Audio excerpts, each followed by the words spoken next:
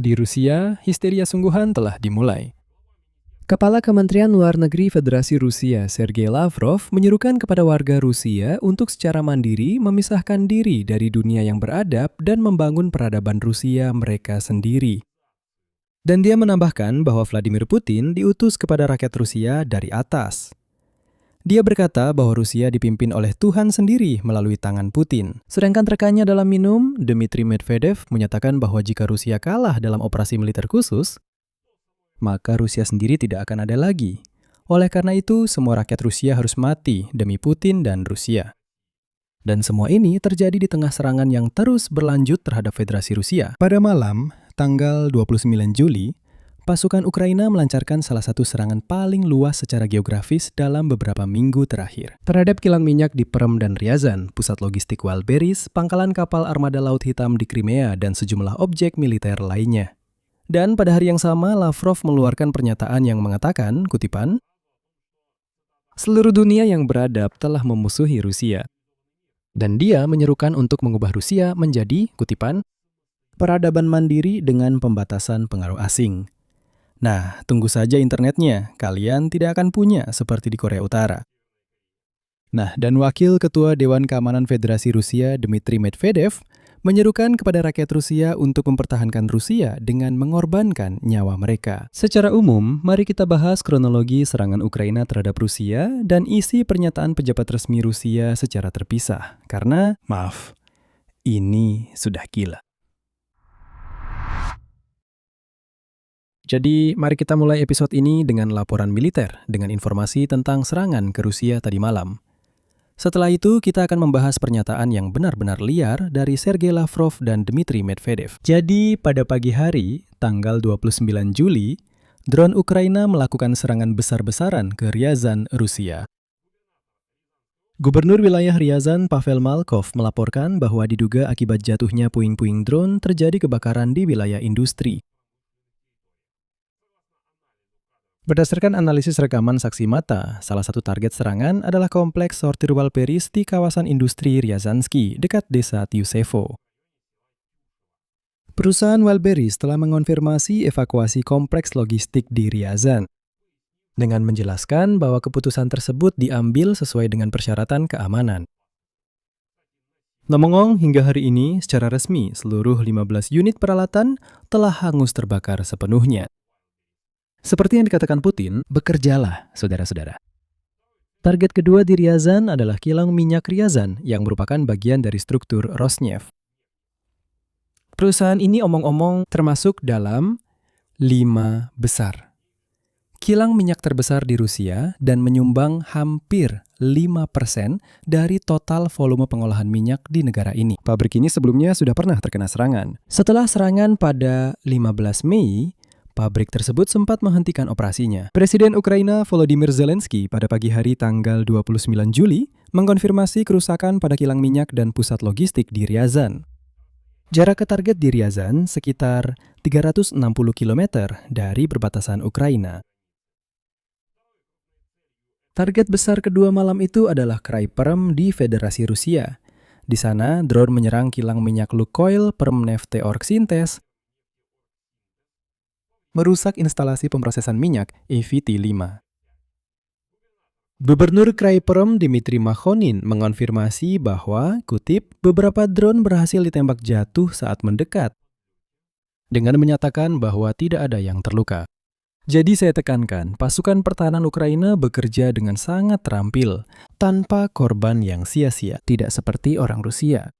Pabrik Permneft Orgsintes di Perm termasuk dalam 10 besar kilang minyak terbesar di Rusia dan merupakan kilang terbesar kedua milik Lukoil setelah kilang Nizhny Novgorod. Dalam setahun, pabrik ini mengolah sekitar 13 juta ton minyak. Serangan sebelumnya terhadap pabrik ini terjadi pada 7 Mei.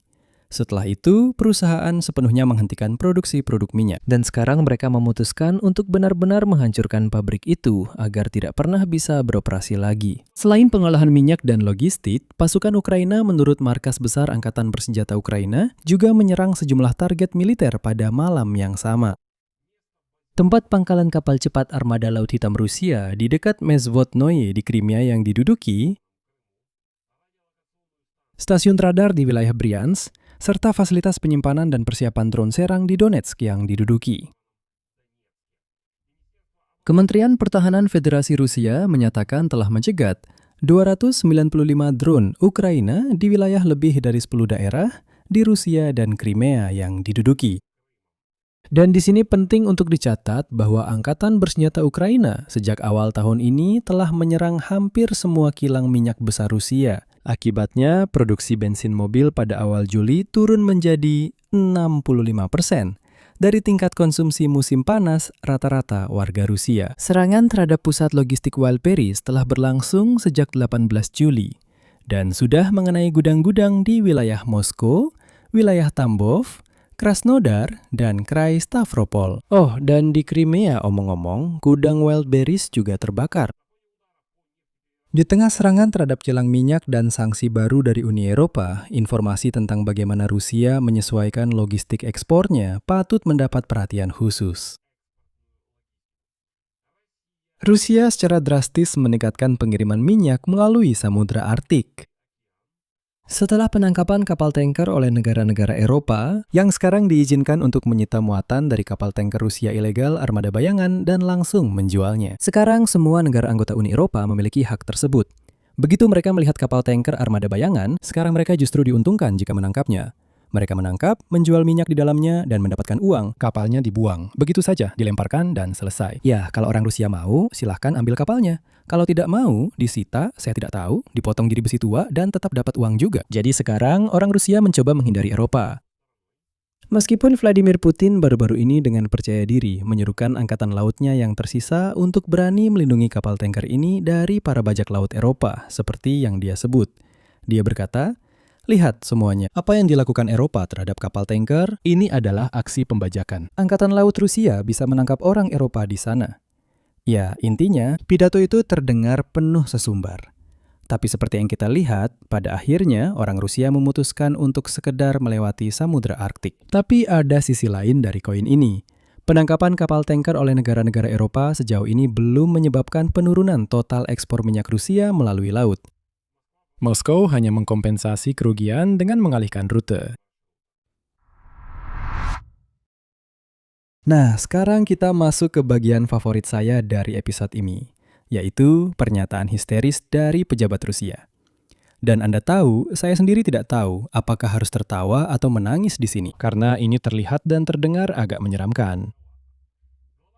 Kepala Kementerian Luar Negeri Federasi Rusia, Sergei Lavrov, hari ini mengeluarkan omong kosong yang benar-benar luar biasa yang hanya menegaskan Rusia benar-benar mundur di balik tirai besi.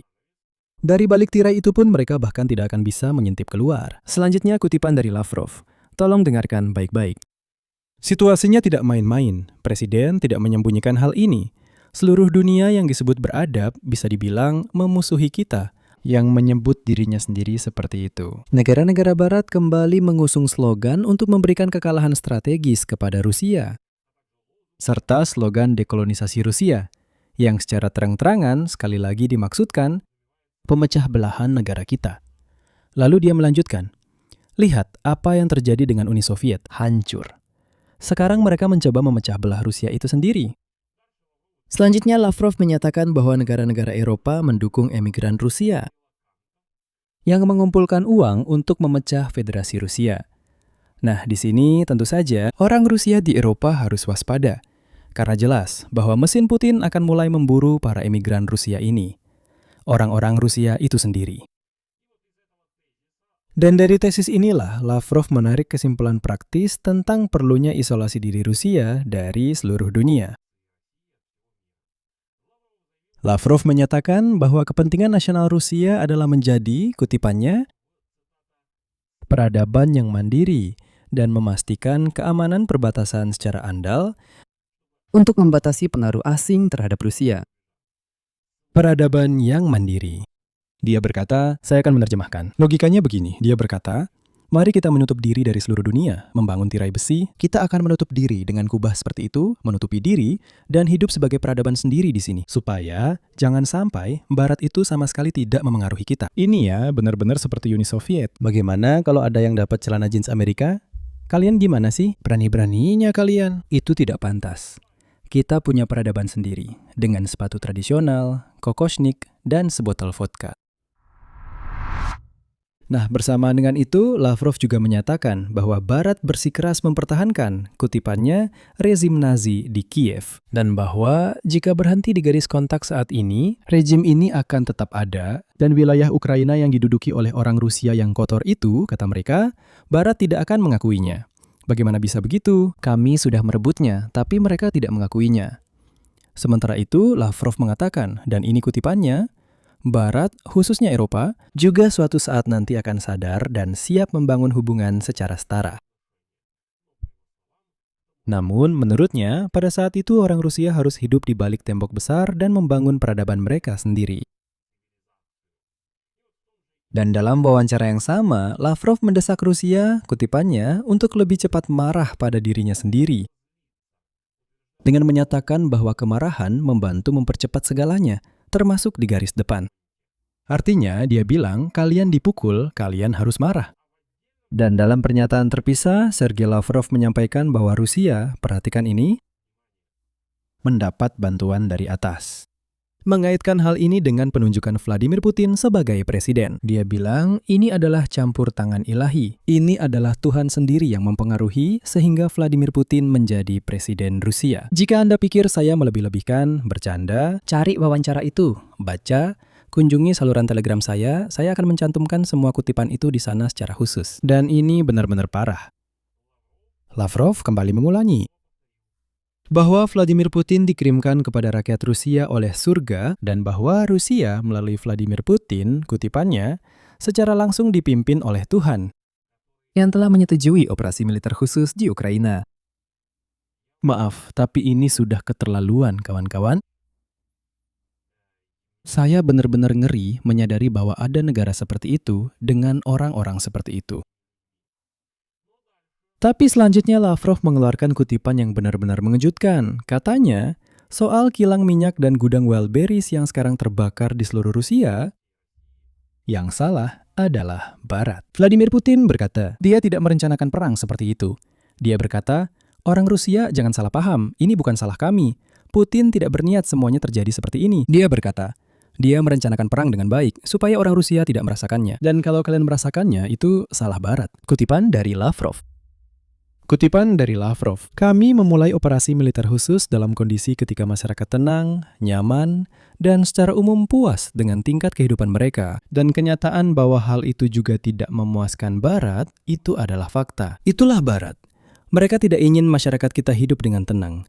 Mereka ingin menghasut masyarakat agar melawan pemerintah. Mereka menyiapkan provokasi. Mereka tidak bisa bersaing secara jujur. Mereka takut pada persaingan yang jujur dalam segala hal. Dan bersamaan dengan itu, kutipan dari Lavrov yang gila. Wakil Ketua Dewan Keamanan Federasi Rusia, pemabuk utama Rusia Dmitry Medvedev hari ini menyatakan, kutipannya, menyelamatkan Rusia hanya bisa dilakukan dengan kemenangan dalam operasi militer khusus. Dan di sini sudah jelas terlihat persiapan masyarakat Rusia untuk mobilisasi total.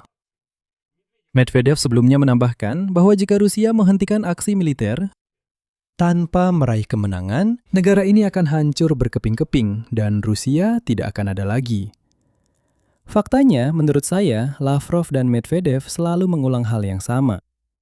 Kesimpulannya, pada malam tanggal 29 Juli, pasukan Ukraina melancarkan serangan ke dua kilang minyak besar di Ryazan dan Perm, serta ke logistik Wildberries dan sejumlah objek militer.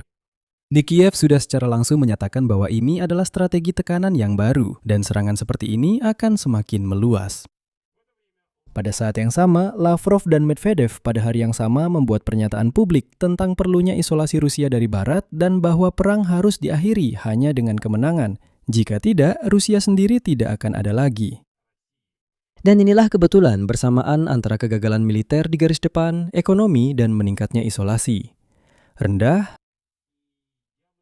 Dan saya bahkan akan mengatakan, retorika eskatologis dari pejabat tinggi Rusia menunjukkan bahwa di dalam kepemimpinan Rusia sedang tumbuh kecemasan dan ketakutan. Karena itu mereka mencoba meyakinkan rakyat Rusia bahwa mereka harus mengorbankan nyawa demi kelangsungan Rusia. Retorika eskatologis inilah yang sebenarnya mengatakan bahwa kalian, rakyat Rusia, Demi Rusia Raya, harus mengorbankan hidup kalian. Kenapa? Karena kalian tidak mengerti. Vladimir Putin diutus kepada kalian dari surga. Ini adalah campur tangan ilahi. Ini adalah Tuhan yang Maha Besar sendiri yang telah menunjuk presiden seperti itu untuk kita. Maaf, saya ulangi sekali lagi, tapi ini benar-benar gila kawan-kawan. Ini. Dan saya tidak punya kata-kata untuk menggambarkannya. Ini sebenarnya kegilaan macam apa yang sedang terjadi? Saya akan berhenti di sini dan silakan kalian tulis pendapat serta kesimpulan kalian tentang hal ini di kolom komentar di bawah episode ini. Jika kalian ingin mendukung kerja kanal YouTube ini, kalian bisa melakukannya dengan donasi melalui tautan dan informasi yang ada di deskripsi video ini. Itu saja, jaga diri kalian. Всем пока.